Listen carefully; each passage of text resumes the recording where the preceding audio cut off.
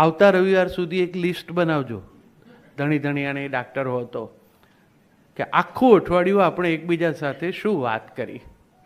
બસ આવતા રવિવારે આવા સેમિનાર રાખવા બદલ તમને ઠપકો મોકલશે લોકો. ત્યારે ખબર પડશે કે જે ઘર ઊભું કરવા માટે અમે આ બધું કર્યું, અને એ બધું મળ્યા પછી તુષારભાઈએ કહ્યું એટલે એક વખત હિંચકે પણ બેસવાની પ્રેક્ટિસ શરૂ કરી. એ પછી પણ વાત તો શું થઈ? શું જમશો, શું બનાવવું? બાબુ મોડો આવવાનો છે, બેબી બહાર જમવાની છે, રામો આવવાનો નથી, તમારા બા ક્યારે જશે?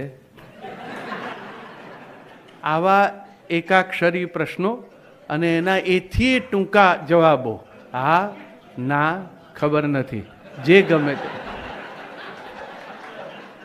આ સંવાદ કરવા માટે પરિણ્યા.